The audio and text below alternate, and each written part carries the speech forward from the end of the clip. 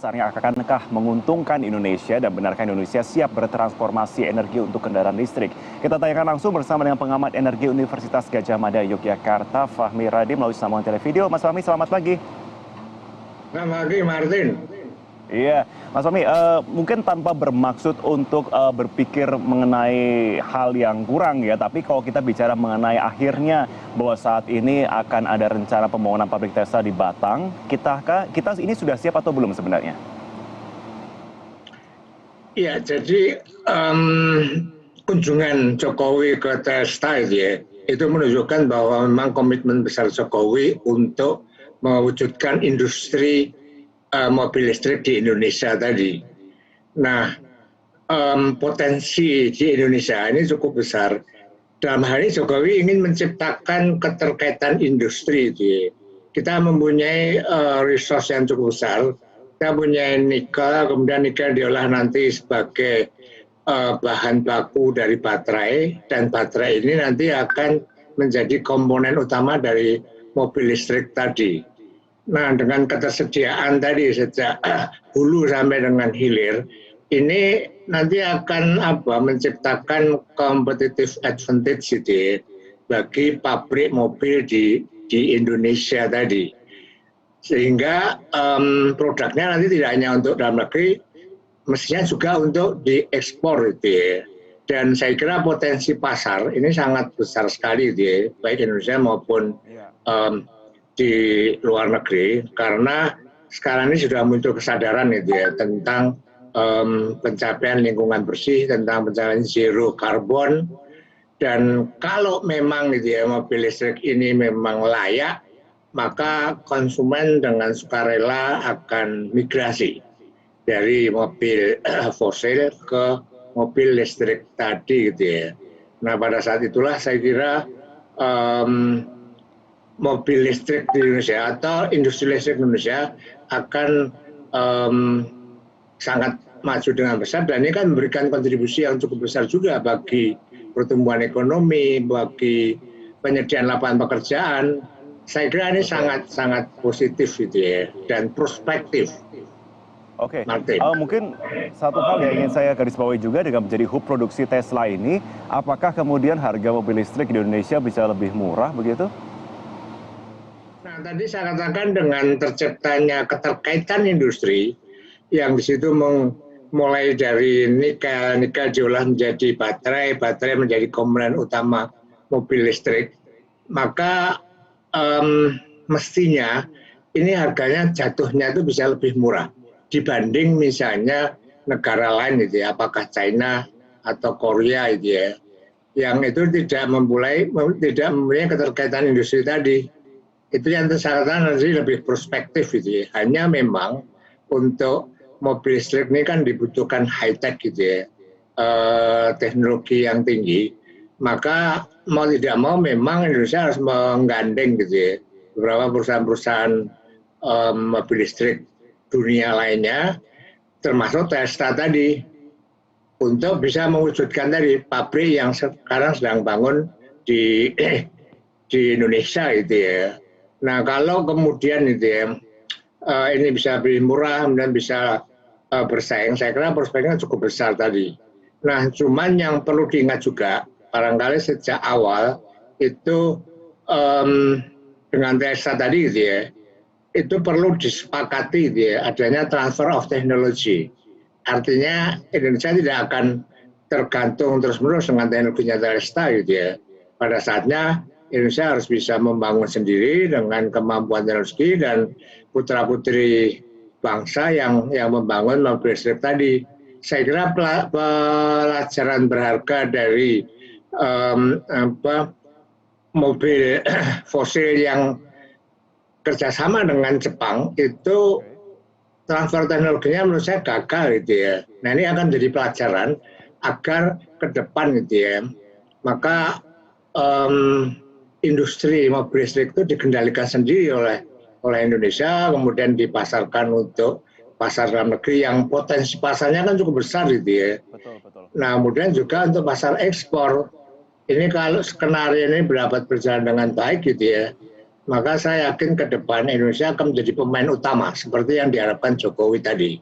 Maka Jokowi tidak segan-segan hadir di pabrik tadi waktu di Amerika itu saya kira menunjukkan komitmen yang besar gitu ya agar Telstra mau bekerja sama.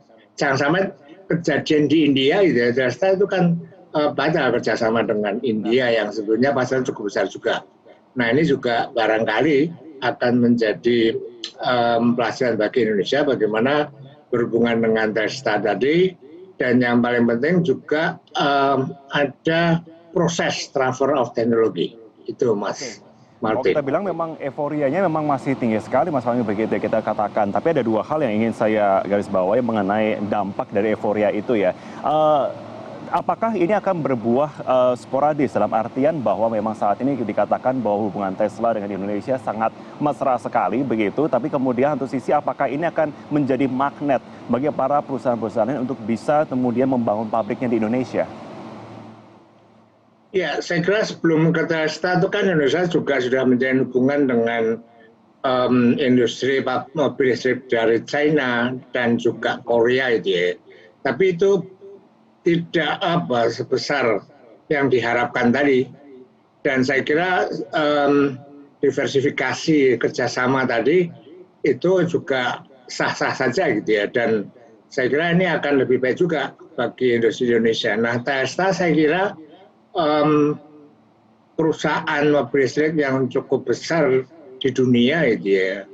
Dan ini juga akan memicu gitu ya. Kalau nanti misalnya Tesla itu sudah berhasil kerjasama Indonesia untuk menghasilkan produk mobil listrik yang harganya bisa lebih murah, maka seperti Martin katakan tadi, ini akan mendorong juga bagi investor lain, gitu, apakah dari China atau dari Korea, bahkan dari Jepang yang saat ini masih setengah hati juga untuk bekerja sama dalam mengembangkan mobil listrik, gitu ya, karena manufaktur dari Jepang yang mobil fosil ini kan masih cukup besar sehingga saya melihat Jepang itu masih wait and see tadi.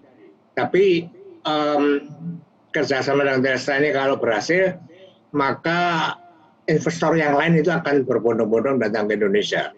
Kenapa? Karena pasarnya Indonesia sendiri kan sudah besar sekali gitu ya.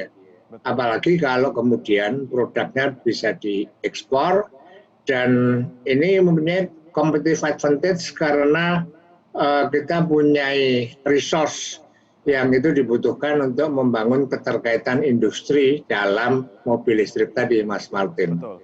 Oke, Mas Fahmi, kalau kita bicara soal memang potensi nikel itu bisa dikatakan kita punya sumber daya yang bisa dikatakan SDA future gitu ya masa depan dan memang dilirik oleh banyak negara selain juga kita bicara soal perusahaan Tesla.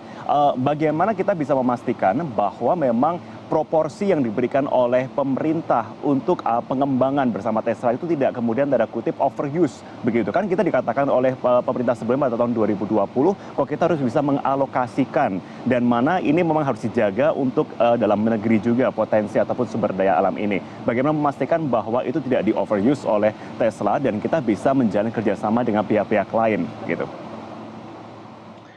Nah, saya kira cadangan nikel kita, bauksit kita itu masih cukup besar gitu ya. Dan selama ini paradigma dari para pengusaha nikel dalam saya nyebutnya keduk jual gitu ya. Keduk jual dengan nilai tambah yang sangat rendah sekali. Nah, baru-baru ini dengan komitmen yang tinggi, Jokowi melarang ekspor nikel tadi. Dan ini ditentang oleh banyak negara-negara Eropa Barat, bahkan diancam akan diadukan ke WTO. Tapi Jokowi kan bergeming, silakan diadukan, artinya tidak takut gitu loh, karena memang ada kepentingan dalam negeri untuk melakukan hilirisasi dari nikel tadi. Nah, hasil hilirisasi ini salah satunya adalah untuk komponen utama dari perusahaan baterai tadi gitu ya. Nah, apakah kemudian porsinya itu nanti lebih banyak digunakan untuk mobil listrik gitu ya, atau baterai gitu ya. Saya kira pemerintah kan tetap punya kewenangan untuk melakukan intervensi tadi untuk mengalokasikan hasil hilirisasi dari nikel tadi gitu ya. Apakah nanti bisa sebagian untuk perusahaan baterai tadi sebagian masih bisa juga diekspor gitu ya dalam bentuk sudah diolah tadi. Ini saya kira pemerintah punya kewenangan lah untuk mengatur tadi gitu ya. Misalnya dalam batu bara itu kan pemerintah menetapkan domestic market obligation 20% dari produksi gitu ya. Dan itu berjalan dengan baik. Nah, untuk menghindari overuse tadi, maka ya pemerintah harus berhitung juga gitu ya, khususnya dalam pengalokasian resource yang kita miliki tadi gitu ya. Mana yang harus didahulukan gitu ya. Nah, saya yakin dengan kewenangan yang ada, maka alokasi dari nikel apakah untuk kebutuhan mobil listrik atau juga untuk ekspor atau untuk industri yang lain, saya kira pemerintah punya kewenangan dan saya yakin bisa asal tidak terjadi penyelewengan seperti di sawit misalnya. Ini yang harus dihindari seperti itu Mas Martin. Baik, terima kasih untuk perbincangan kita. Kita harapkan memang selain juga dari kesiapan dalam segi kita euforia begitu, tapi juga kesiapan dalam segi infrastruktur pun juga benar-benar bisa nampak sehingga kita bisa benar-benar menjadikan ini sebagai potensi yang besar untuk kita. Terima kasih pengamat dari Universitas Gadjah Mada Yogyakarta, Mas Fahmi Radi sudah bergabung bersama kami di Selamat Pagi Indonesia. Sehat selalu Mas Fahmi, terima kasih. Baik, kami akan